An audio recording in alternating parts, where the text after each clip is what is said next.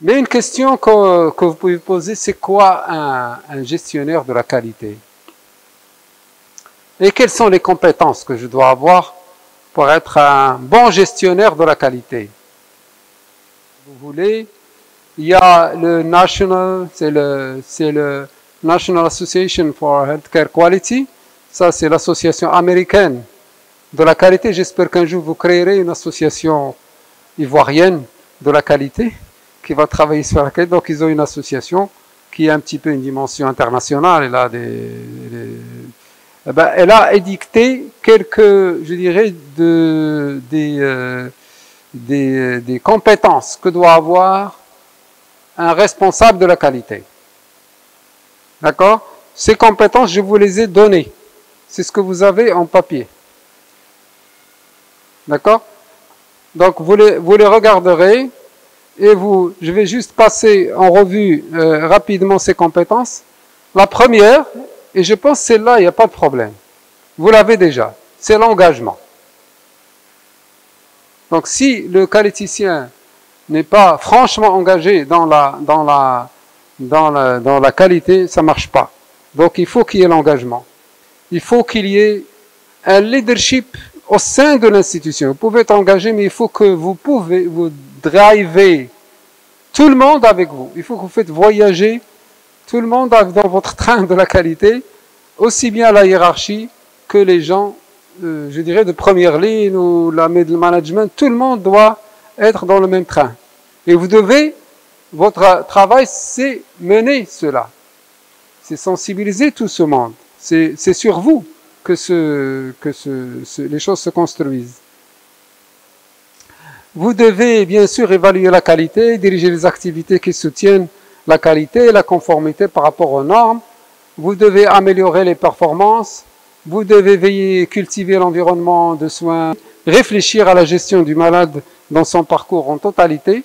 Et vous devez être capable de générer des données, de les collecter et d'améliorer le processus de prise de décision. Nous avons un de nos problèmes dans les pays en voie de développement, c'est le processus de décision. Comment on décide d'acheter quelque chose? Comment on décide pour créer un service?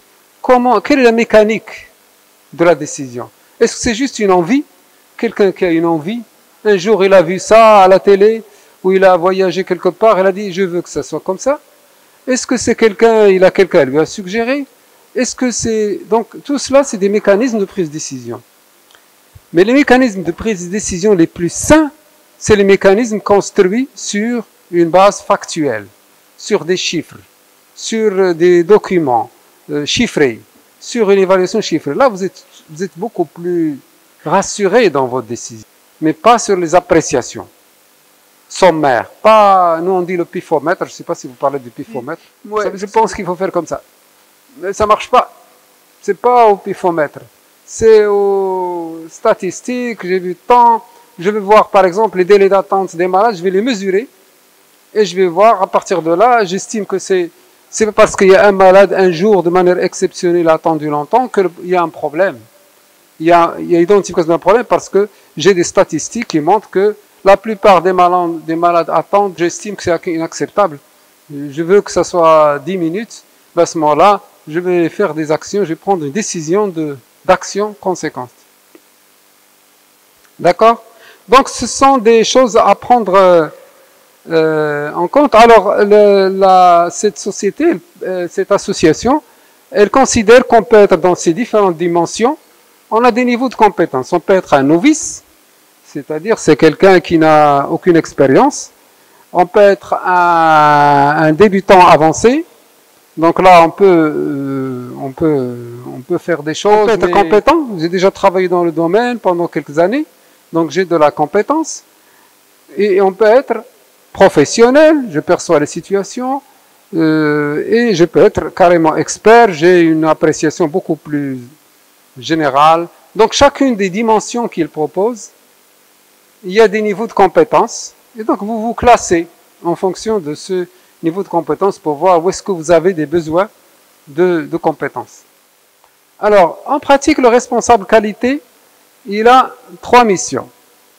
Il a une mission stratégique, il a une mission de coordination et une mission opérationnelle. La mission stratégique, il doit contribuer avec le directeur médical ou le directeur de la qualité, s'il y a une direction de la qualité, là où il y a une direction de la qualité. Donc lui, il va élaborer avec eux la politique d'amélioration continue, la qualité. Donc il va contribuer au développement du plan qualité et des politiques qualité au sein de l'établissement. Il doit établir et mettre à jour les tableaux de bord qualité. Il doit garantir la conformité par rapport au référentiel. On va parler de référentiel GCI. Donc lui, il élabore ce que c'est que des procédures dans son établissement qui répondent aux normes. Il établit et met en place un plan de communication. La communication est une dimension importante dans la pratique de la qualité. Parce que c'est par la communication que vous ramenez tout le monde avec vous. C'est par la communication que vous pouvez modifier ou agir sur les activités. Et il effectue et produit des rapports écrits qui seront le support d'évaluation, qui seront par la suite, je dirais, support pour savoir dans quel niveau on va.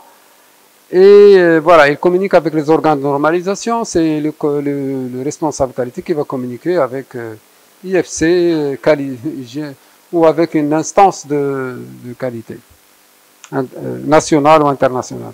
La deuxième dimension, c'est celle de la coordination. Et donc, dans celle-là, il anime un petit peu les groupes. Vous allez rapidement avoir besoin d'équipes qualité sur l'hygiène, équipe qualité sur les médicaments, équipe qualité. Donc, lui, il anime ces groupes-là. Il anime, il les supporte, il participe avec eux, il produit avec eux les supports et les rapports, il coordonne les audits cliniques, il gère la veille réglementaire, on a parlé de réglementation, éventuellement, spécifique à chaque activité. Et vous avez la mission opérationnelle, celle-là elle est plus de terrain, donc c'est celle qui consiste à animer les groupes qualité, qui sont plus larges. La gestion des documents, c'est une question qui est souvent la gestion documentaire, peut-être qu'à un moment donné, on parlera de gestion des documents au sein d'un établissement de santé. C'est très important. Donc, il y a tout des concepts de la gestion documentaire aussi bien la gestion de documents qualité que la gestion des documents relatifs aux patients qui ont je dirais, des parcours particuliers.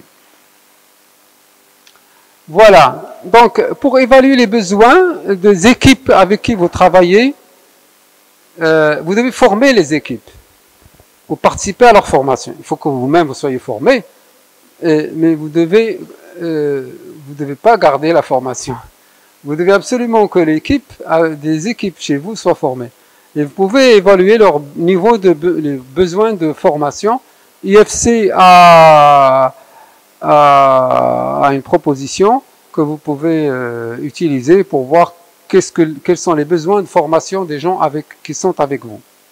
D'accord, qui vont travailler avec vous dans la qualité.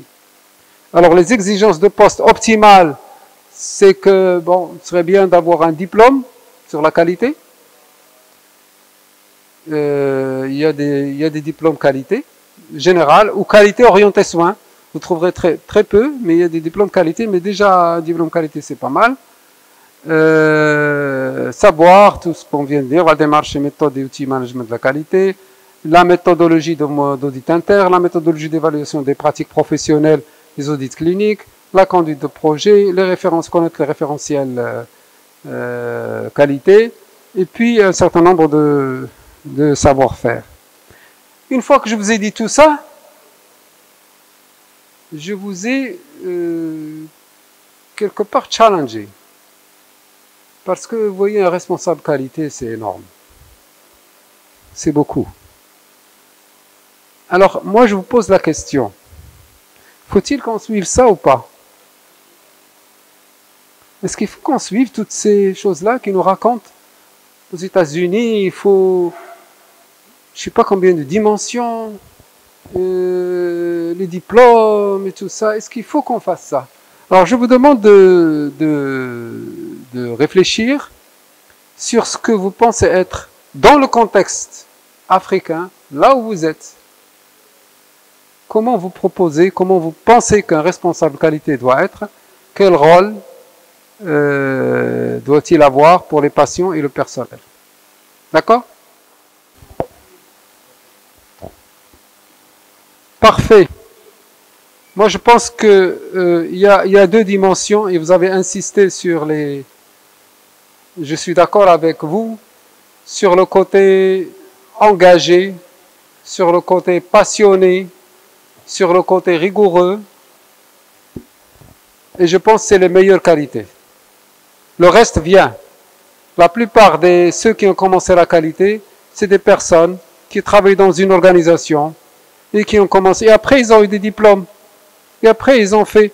Alors, je ne sais pas si Ajibike vous raconter son parcours. Ajibike qui est maintenant une experte internationale de la qualité. À la base, elle était gynéco-obstétrique. Et comment elle est devenue une experte internationale? Et j'espère qu'il y aura beaucoup d'experts internationaux comme elle dans quelques années dans votre pays. Ajibike, can you tell us your journey? Yes. You are an example. I hope so. I kind of stumbled into it. So let me not tell you how long ago because you will need carbon dating to check my age. So it was really, we had a chairman, the hospital I worked for, a private hospital as well, very visionary. Up till today, I still think, even though he's passed on several years ago, I still think that he's a visionary. He had been for a conference. I'm not sure what the name of the conference is anymore. But he had then met a lady. This is what I've been trying to achieve for my hospital. He was a cardiothoracic professor and had left the public sector to go into the private sector because he wasn't happy with the kind of quality that was being delivered in the public sector, and he didn't feel like he had enough influence to change it. So he decided to set up his own private hospital where he could have full control over what he was doing. So, I mean, this was 2004, so that's a long time ago. And he had decided he wanted to do quality. And we started. I was working as a gynecologist in the hospital at the time. And we put in adverts in the newspapers for 6 months for a quality manager in a hospital, and nobody applied. No one. We tried for another 3 months, nobody. We then reached out to somebody who was a quality manager in a factory, in a flour factory, and they said, oh, nobody does quality in healthcare in Nigeria. We don't have any one person who is doing this. And so the decision was made to find somebody who was restless, passionate, I mean that's what I was told, passionate, a team player, somebody who would drive or who had shown signs of driving for good care in the hospital. And that's how I was chosen. And they said to me, you're going to lead this effort. What did that mean? I had no idea that this thing existed. I didn't even know what it was. So I started thinking of what to do. The professor had come in, and it's a course that I would, I don't know if it exists in French, but it would be good for those who really want to do quality. It's called the CPHQ, Certified Professional in Healthcare Quality. He had chosen a few people to do the course. I wasn't amongst them at the time. But when I picked up their material, a light bulb went off. And so the journey began anyway. So I had to teach myself. I bought books, went online. I was very confused for a very long time. There was nobody to help me, nobody to guide me. I was reading. Some I will understand, some I will not understand, some I will misapply. In my opinion, what helped was a leader who was willing to allow me to make mistakes I myself had to be ready to make mistakes, acknowledge my mistakes, and course correct. I would change how I was doing things. And so that's how we started. And we started working towards international accreditation. We're going to be telling you about some of the standards we had to learn and apply. What we hear often is these standards, oh, they're for Europe or America. No. We were able to apply these standards in Nigeria, and we became the first hospital to get international accreditation from this worldwide body in sub-Saharan Africa. Okay? It took a lot of perseverance. I must tell you, so I've been at this thing. I got certified in 2005 as a professional, and I'm still learning. Every day I am learning. So I would encourage you, for those of you who really want to do this, who really want to drive it, be prepared for a lifelong learning journey. It's lifelong. Things are changing, just as they're changing in medicine.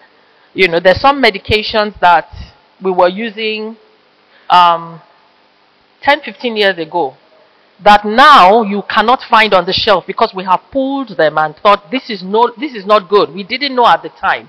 Now we know. It's the same. It will be the same thing in quality. You will learn something, and then 5 years later you find out that, oops, we were not doing it quite right, or we can do it better. It's a lifelong journey. So to this, what you're starting now, I'm sure some of you have been, a lot of you have been doing quality. I hear quality managers all over the place. It means you're doing something. But again, you're learning possibly quite a few new things today and tomorrow and through this course. So you will be learning lifetime. I've been able to take my skills to other parts of the world. I think I've been able to work in about 9 countries now, do some work in 9 countries. For somebody who started out, 18 years ago with zero knowledge, right? So I hope that would inspire you guys a bit.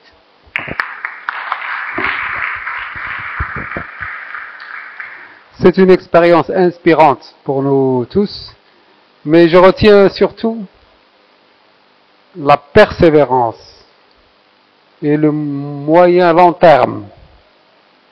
C'est pas un sprint, c'est un voyage de vie, comme elle a dit.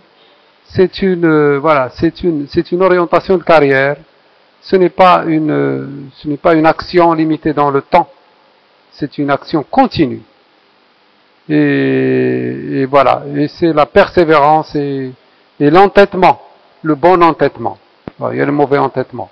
Mais là, c'est le bon entêtement pour la qualité, le bon entêtement pour les bonnes pratiques.